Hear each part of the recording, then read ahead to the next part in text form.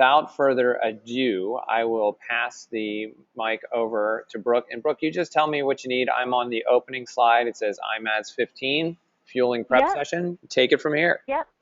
Okay, I'll just kind of roll through the slides and we'll get all this info covered. So, well, very exciting for those of you who are doing Ironman Arizona as your first Ironman, or I don't know if there's multiple Ironman finishers in the group.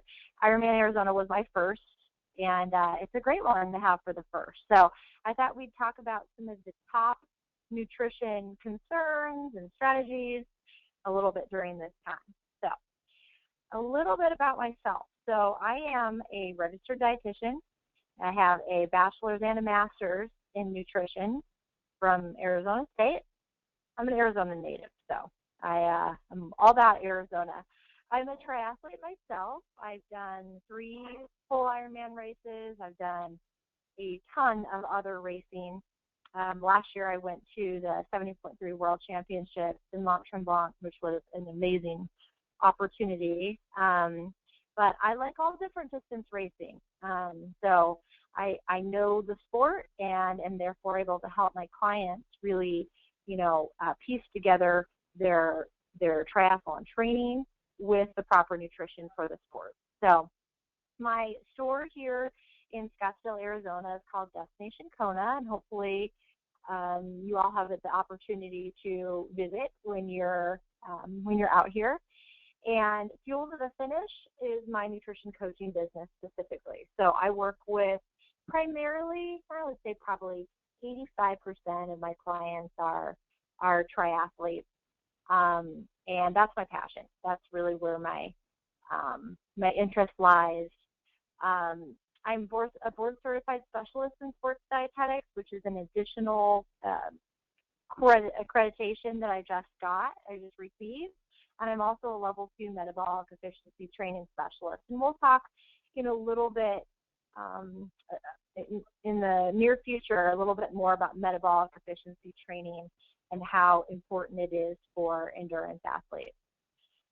Moving on to today's agenda. So we're going to talk a little bit about Ironman fueling concerns. We'll talk about fueling tips for everyday, strategies. We'll talk a little bit about clean eating. We'll talk about fueling tips for race day, and then specifically break down race week as far as the pre, during, and the post. And I'll give you some suggestions as far as those different areas go. As far as everyday fueling tips, my biggest recommendation, when I work with clients is eat clean. And we'll talk on the next slide a little bit more about what eating clean means. But, if you're someone that the vast majority of their dietary intake comes from fast food, fried foods, packaged foods, that kind of thing, your ability as an athlete, as an endurance athlete, is going to be a little bit limited just due to the type of fuel you're putting in your body. So it basically means just eating in a way that you're eating natural foods. Metabolic efficiency fueling, this was the certification I mentioned. This is a huge part of what I do with every single client. It's a fueling plan that I follow myself. And it's basically training your body to really best utilize your fat stores for fuel. You have 2 different options when it comes to, to energy stores and what type of fuel you're going to utilize on a daily basis. You can either use carbohydrate stores or you can use fat stores. And of course, these 2 work together. It's not that if you're using primarily fat stores for energy that carbohydrates turned all the way off, but, rather it's turned down. So instead of being a carb burner, which a lot of triathletes are just due to the nature of their diet, taking in, a lot of grains, a lot of carbohydrates, all the sports products that are very high carb, instead of being a carb burner, I train my clients to be fat burners. The advantage of this being, there's several advantages, but from an endurance nutrition standpoint, our fat stores are so much more prevalent than our carbohydrate stores. You can go for 8 to 10 Ironman races on your fat stores. Your carb stores, on the other hand, you can only go for 2 to 3 hours, or they only last for 2 to 3 hours. So you can see the advantage of really being able to tap into fat. It's limitless when you think about it. Other benefits in metabolic efficiency training include, improved energy levels, which really plays in big time when you start getting into those long workouts for Ironman. Improved body composition, improved blood sugar regulation, that kind of thing. So when you're talking about metabolic efficiency and how to tackle this from the fueling standpoint, it really involves combining protein, fat, and fiber at meals and snacks. And you notice that the word fiber is used there instead of carbohydrate. The words are actually interchangeable, but for many of us, when you think about a carbohydrate-containing food, bread comes to mind or pasta comes to mind. The type of carbohydrate that I want my clients focusing on and the type that really is going to benefit you in training are not going to be those grains. Not to say that the grains are bad, but the focus really should be more on the carbohydrate sources that you get from fruit and vegetables, legumes, those categories of food. So an example here would be, a plain Greek yogurt with berries and nuts. A lot of times, for example, going to Starbucks and getting an oatmeal, a lot of people would say, that's a really good choice. I'm not grabbing a donut. I'm not grabbing a, bagel. I'm getting some oatmeal, has some fiber content and various other benefits. The problem with it being all of the stuff that you get on the yogurt, so you have, on the oatmeal, you have the steel-cut oats, which are all carbohydrate. You have 2 to 3 different types of fruit, which, again, all carbohydrate, brown sugar, carbohydrate, and then you have some nuts, which are providing the protein and fat. With metabolic efficiency training, I like things to be a little bit more balanced out than that. So looking at that Starbucks oatmeal, it's going to be very high in carbohydrate. It's going to give you a nice blood sugar pop before you start your workout or before you start your race, and possibly then a dip in energy, which we don't want to do. So with this example of, a plain Greek yogurt, that's primarily protein and fat. The berries are going to provide the carbohydrate or the fiber, and then the nuts, again, are going to be protein and fat. So when I work with clients, I get them thinking in this direction of how are my different meals stacking up? If I have a sandwich, a turkey sandwich, is it balanced in the way of carbs, fat, and protein? Is it going to be higher carbohydrate? Kind of trying to get everything to even out and to not have such a high carbohydrate intake. So that's metabolic efficiency in a nutshell. Hydrating adequately. You notice this doesn't say hydrate excessively. A lot of athletes really can overdo hydration, which doesn't help you out when it comes to your electrolyte levels and maintaining those tight windows they need to be in. So hydrating adequately.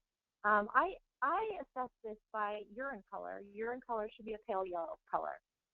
Shouldn't be any darker. It shouldn't be clear necessarily.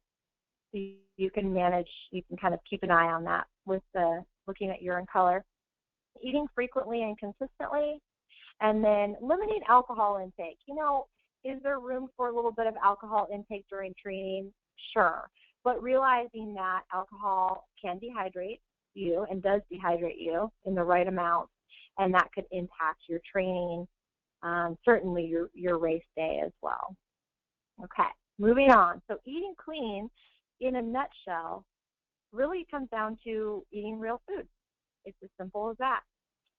On the next slide here, we'll talk a little bit more detail about this. So it doesn't only include choosing the right foods to eat, but also avoiding the foods that are not so great, which unfortunately we are bombarded with, absolutely bombarded with in our grocery stores, in our gas stations, in restaurants.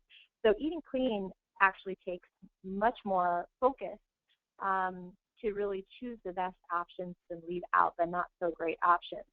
Here's kind of the breakdown. So eating whole foods, fruit, vegetables, legumes, again, those are the top 3 categories of carbohydrates that I have my clients focusing on. Grass-fed, free-range meat, nuts, seeds, and you notice here that I do talk about grains and dairy products. But those are items that, if they work for the individual, meaning that if the person, doesn't follow a gluten-free diet or doesn't follow a lactose-free diet, those can be included in moderation. But really, the other foods on the list are the ones to focus on. For a lot of people, grains and dairy products really create inflammatory issues. So I take those foods kind of on a case-by-case basis and recommend them based on how the individual processes them. Avoiding processed foods is really big. So, if a food product you're eating does have an ingredient list, really reading the ingredients and making sure that you understand what's in there. If you don't know what's in there, odds are you probably don't want to be consuming it. And there'll be, in the next couple slides, there'll be a few examples of that we'll cover. Reduce and eliminate refined sugar. It is amazing when you start totaling up a day how many of our foods do contain sugar, whether it be a refined sugar or whether it be a naturally occurring sugar like fruit, for example. Either way, especially with the refined sugars, you want to keep that number down. I recommend under 75 grams a day for clients, but certainly below that is absolutely acceptable. If you are eating a larger amount of fruit, that number is going to go up because fruit is sugar. Including snacks as needed or eating smaller meals, I am totally fine with clients setting up their day kind of the way that it best fits their needs. It doesn't have to be 3 large meals a day. It can definitely be smaller meals. Most people figure out what generally works best for them as far as intake goes throughout the day. Cooking your own meals, eating out at restaurants is fine, and it happens from time to time, absolutely. But you know that you're going to get more calories, more sodium, more sugar, more fat. So just kind of keep it in mind that restaurants are don't generally have your best interest in mind when it comes to how the foods are put together. They want to sell more food, so they want it to taste as good as possible. And then combining nutrients using metabolic efficiency strategies. Again, this is the fiber, protein, and fat at meals and snacks. And by doing this, you control blood sugar, you manage cravings, you stay full longer, improve body composition, and also improve your performance, leading to a better race. Moving on. Here are a couple examples of ingredient lists like we were just discussing. So one on the left is, I can't remember if it's Skippy or Jif, but it's one of the mainstream brands of peanut butter. And you can see in the ingredient list that although peanuts are the first ingredient, sugar is closely follows peanuts, followed by oils as well. I would prefer clients focus on a nut butter that is just nuts. The one on the right is called a fresh grind butter, and you may have seen these at various places, Whole Foods. I've even seen them at Fry's, Safeway, where it looks like a coffee filter, and there's simply nuts in there. And you hit the button, and it grinds the nuts, and that's all you're getting in there. You don't need sugar in your peanut butter, and you definitely don't need oil because nuts have naturally occurring oils that they release. And when you think about where peanut butter is being used, oftentimes I'll use it with an apple or a banana as a snack. Well, that fruit choice is a sugar, so I don't want to have added sugar in my peanut butter as well. That's the first example. The next example is something as simple as a coffee creamer. The one on the left is just a typical coffee mate, and you'll see that the first 3 ingredients have absolutely nothing to do with cream: water, sugar, and partially hydrogenated oil. When you're looking for a creamer for your coffee, in my opinion, it should actually contain cream. And so this option on the right is called Natural Bliss. It's also a Coffee Mate brand. It's a better choice than the one on the left. You can see that it contains milk, heavy cream. It does contain sugar, but there are only 4 ingredients compared to kind of the laundry list of ingredients on the other side. Another really good option as far as a creamer goes for coffee is just simply using half and half. That follows along suit with the concepts of metabolic efficiency and making sure that you're getting fat in with meals as well and snacks. Okay. Race day fueling concerns. So as these pop up, a lot of these are probably familiar to you. Bonking is a huge one. Who wants to run out of energy on race day? GI issues. It's something that I encounter with my clients. Oh, I would say at least 50%. 50% of the time with my clients, they come to me because they have GI issues and they're trying to get them under control. It's also an issue that I dealt with myself earlier on and have been able to get it under control, which is really essential especially for a long race like Ironman. No appetite, too excited to fuel, no time to fuel. What about dropping your fuel? You're on your bike and you lose your fuel. So there's a lot of different concerns that come into race day fueling.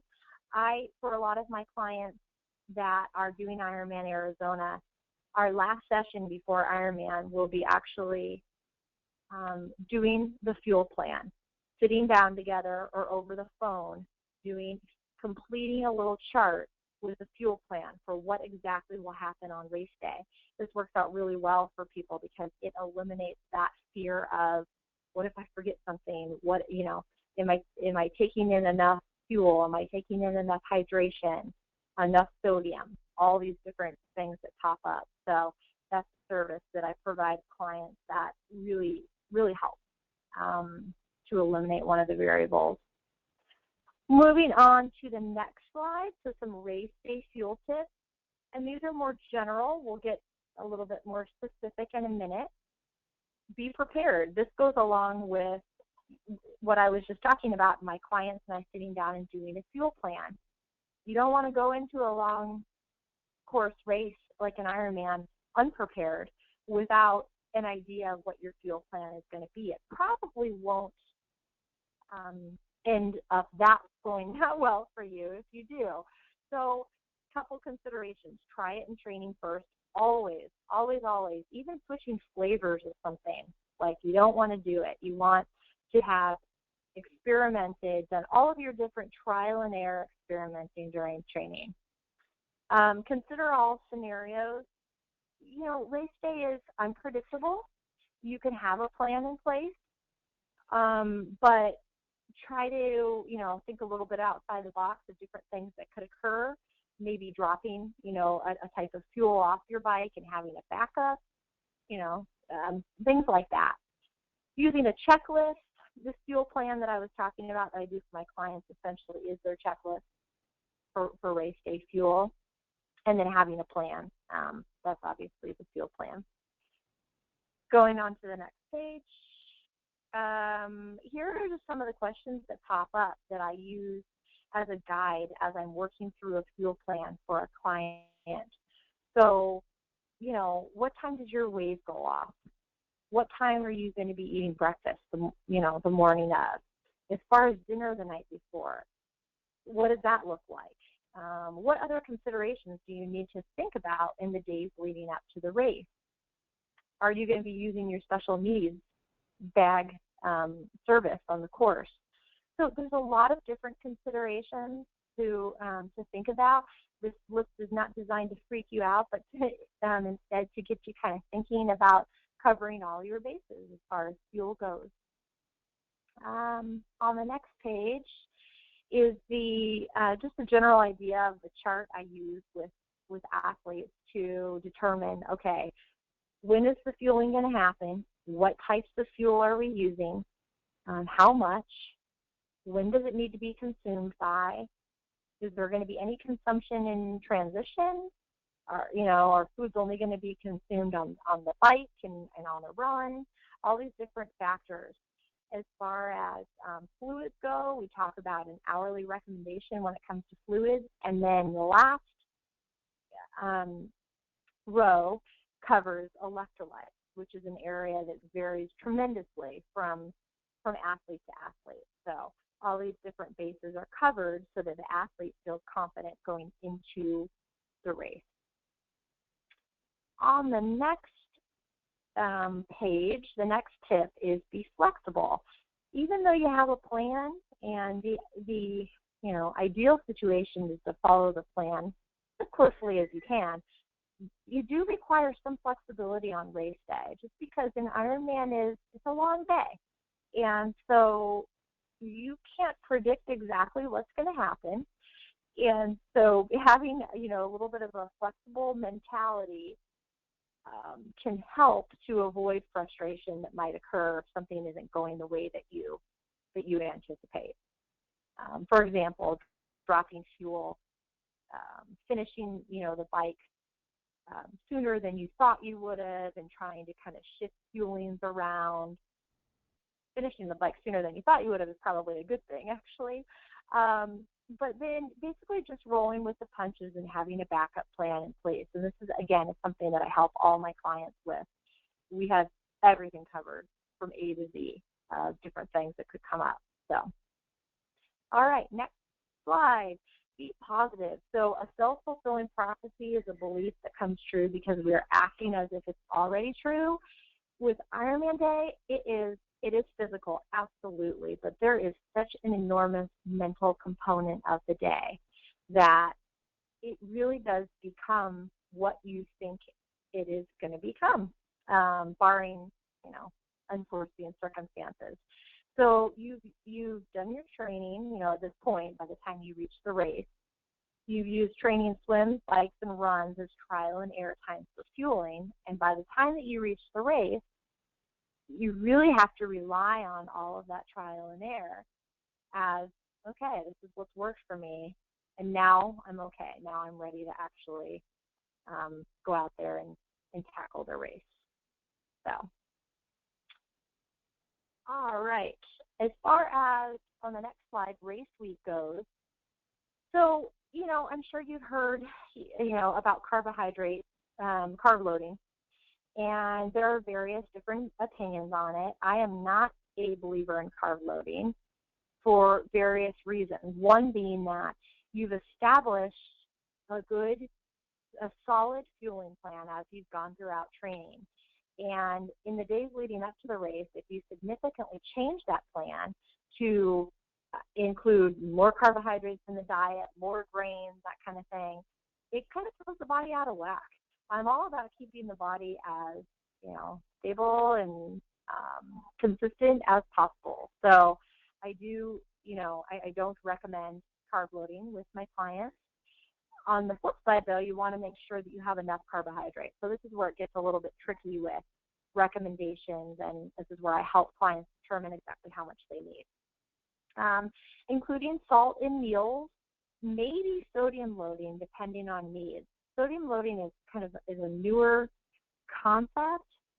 Some of the products like Osmo, if you've heard of Osmo, they do have a pre-load sodium product that a lot of people have been having really good experience with. So, but again, it's not for everybody, and I help each individual athlete determine if it's something that they need.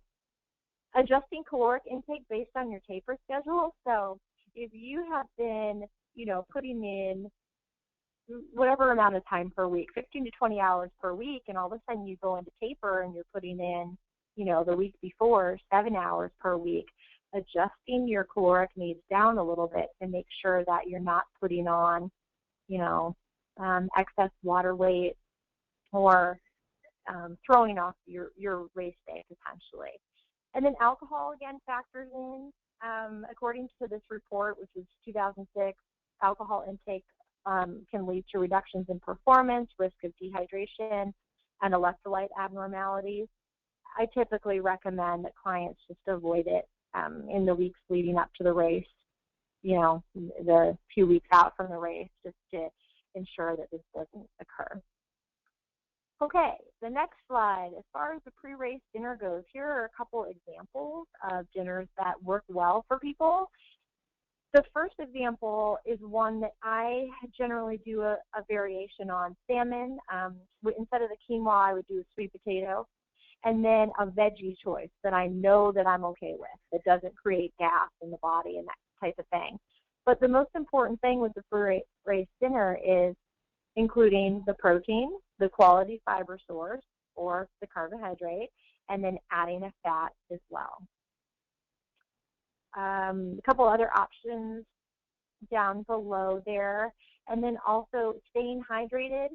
So again, avoiding alcohol the night before, not going crazy, certainly not, slamming down sports drinks or anything like that, but just staying hydrated with water.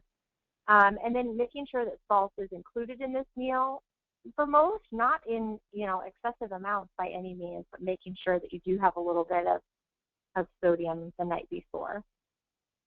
And then moving on to the next slide, the pre-race breakfast. So the objective here with breakfast the morning of is to eat in a time frame that makes sense for when you're going to start your wave, rewinding back to when you wake up. So again, this is going to be different for everybody. It's some area where I sit down with clients and really determine, okay, what time is your wave? How long does your body usually take to begin digesting breakfast and avoiding any stomach issues and that type of thing, but also getting in, the right amount of nutrients to begin the day off on the right foot. And no surprise here, but again, doing fiber, fat, and protein combination at breakfast. That's the general theme of metabolic efficiency training, and it works out very well. Hydration here again is where urine color is a guide. Enough, fluids the morning of to ensure that you're hydrated, but not going overboard. Okay. As far as during the race goes, and again, with all of these, with most of this information, it is very individualized. It depends on what you've done during training, what size are you, what's your height, what's your weight, what's your, the climate that you're racing in and training in, all these different factors. But generally, consuming somewhere in this caloric range, 40 to 160. Now, metabolic efficiency training really stresses on, avoiding the mantra of more is more when it comes to fueling, and training the body to perform at a higher level on less calories. So I've been able to, since I started incorporating metabolic efficiency into my own training, you reduce my caloric intake from about 160 calories an hour down to about 80 calories per hour. It's really quite amazing what the body is capable of performing on when it's adapted to it. So, I have several clients that use some of the healthier sport products. I'm not big on the traditional sport products, so the Goos and the Power Bars and all those. I have instead brought in, a section of products that I feel are better choices, that are more natural, more readily accessible by the body for energy.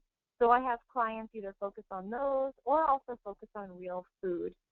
For example, the cookbook Feed Zone or the Feed Zone Portable, they have several recipes in there of different food items that can be prepared in advance and consumed on race day. So again, the idea here is to try to give the body foods that it's going to recognize as a little bit more natural and hopefully respond better with. Two.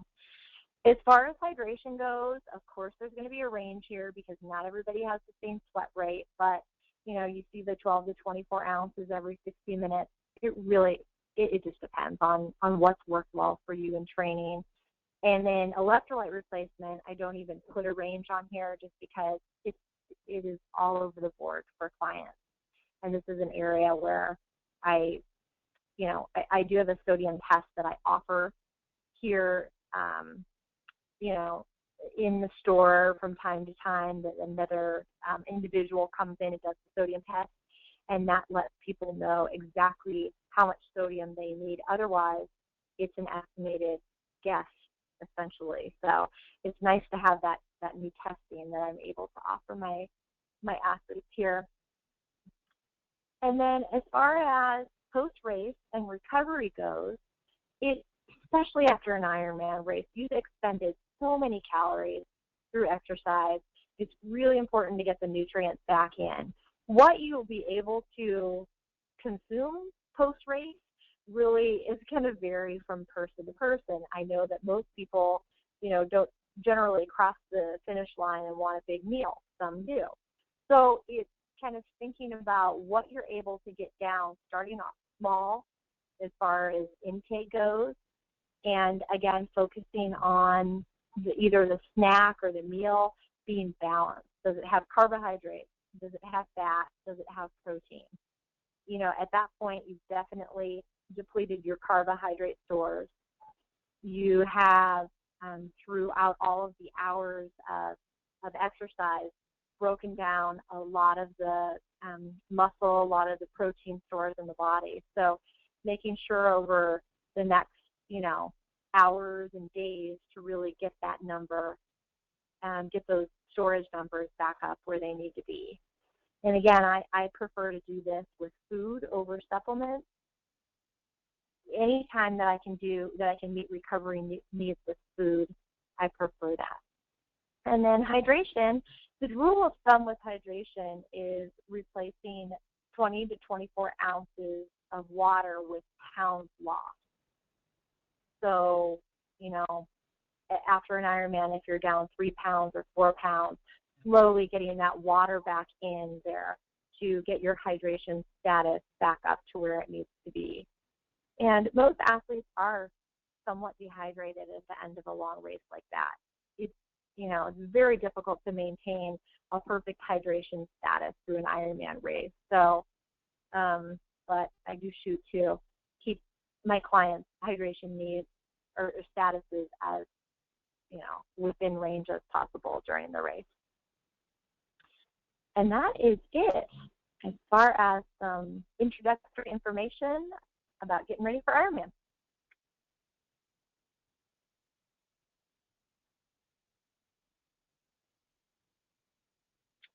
See here. That's great. Brooke, can you hear me? Yes, I can. Excellent. That was really great. Thank you so much. This was a lot of really great information. And as I had said to some folks this morning, we actually had a similar presentation here in New York City at my studio. And I just find this to be incredibly helpful. And the conversation I have had with athletes recently has been that, there's nothing more important than being able to run the marathon. Whether you're running a 10-minute pace or a 6-minute pace, the point is that the ability to finish the day is key. And one of my biggest frustrations as a coach has always been that we get to race morning and I look out at the athletes I've coached and they look fantastic and they are ready and they have that fire in their eyes, ready to do something great. And what holds them back isn't the thing that they've spent so much time working on, which is their fitness and their abilities. It's a mistake in their nutrition plan, or it's an unfinished or incomplete nutrition plan. Right. And I can honestly say that we sat down and worked on some of the metabolic efficiency stuff starting about a year and a half ago with Nikki here in New York, and the results have been fantastic. And I vowed to the people that I coached, I said, my biggest thing is I do not want you in a Porta-John on race day, except for before the race. So that was our goal. And, we've had maybe 1 or 2 people that have had a little bit of problems. They just haven't embraced it really. But the people that have followed the plan and embraced this type of work, they're just, the difference is remarkable. And it's a very exciting thing to see. So to those of you out there that are listening on our Smile Train team, when you get out there in Arizona and it's hot and it's a long day, this is, something to really rely on. And it really is, the fourth sport in the sport of triathlon that you're going to have. So I do want to open it up. I could go on forever, but I want to open up some questions, and I have here a question from Rob. Um, Here you say, I'm going to read your question, Rob, and it says, I've read that carb loading is most important following a long, example, 2+ hour workout. Do the body's increased ability to replace the glycogen stores following such a workout? Is it true? Due to the body's increased ability to replace glycogen stores following such a workout. Brooke, do you understand the question? Yeah, yeah. There's different opinions on this, even within the metabolic efficiency community. It's not something, the carb loading isn't something that I generally have my clients do at any time. But like I said, I stress that that doesn't mean avoiding carbohydrates after a workout. You certainly need to include carbohydrates in, that post-workout or post-race meal or snack.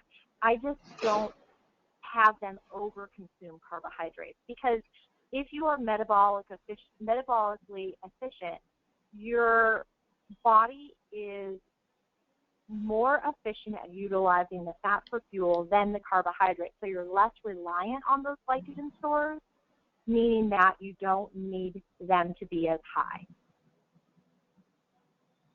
Does that make sense? It makes sense, Rob. But does that make sense to you? Do I have you? I think so. Yes. Good. Thank you. And guys, and I say this at every time we do a webinar. Some of this stuff, there's a lot of information here. If you go back, you listen again, or if you walk away and you're like, oh, wow, you know what, I need some clarification, shoot me an email, let me know. I can always forward it along to Brooke or make sure it gets to the right place so that we get it out there. I have another question, Brooke. You mentioned a cookbook. Can you give us the name of that book again? Yeah, it's The Feed Zone. The Feed Zone. And I'm not remembering the names of the authors right now, but you'll be able to find it easily with the title. The Feed Zone was the initial cookbook. It's for everyday recipes, and then they came out with a follow-up to it that's called the Portables, Feed Zone Portables, and those are items that you can prepare in advance and bring with you during training. Oh, very nice. I've seen that one. And I will say that the interesting thing about those cookbooks is that the vast majority of those recipes use white rice for the carbohydrate source, which kind of surprises people because, I think that we all hear, oh, if you're going to choose a rice option, it should be brown rice over white rice, that kind of thing. Oh, good. The reason they use white rice is because it's during training, it's higher glycemic index, and it's more, readily available during training. These portables aren't something that I would be snacking on. I wouldn't recommend snacking on them around the clock. That kind of thing. But that's why they put the white rice in there for training. I've had clients substitute the brown rice just because they prefer it, and as long as you can get it to stay together with the brown rice, I'm totally fine with that. Cool. Very cool. A couple of questions. A follow-up question from Rob.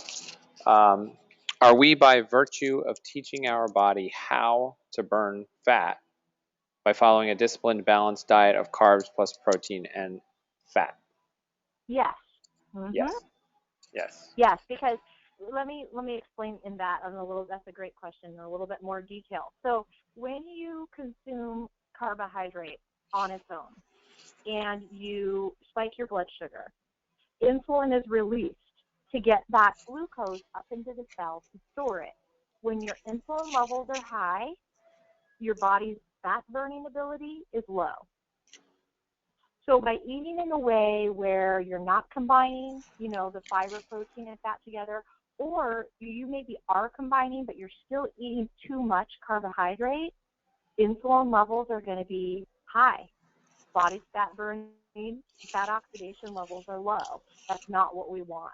So by making sure to include, fat into each meal and snack, you're promoting fat burn in the body by making sure you have enough in there.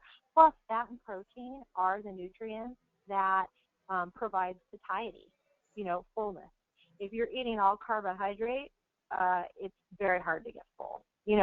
Cereal is a great example of that. Having a bowl or two of cereal, I mean, most people are starving again in like 20 minutes. I If know. you have something, if you have eggs with, avocado and vegetables, you're going to stay full for a longer period of time. So.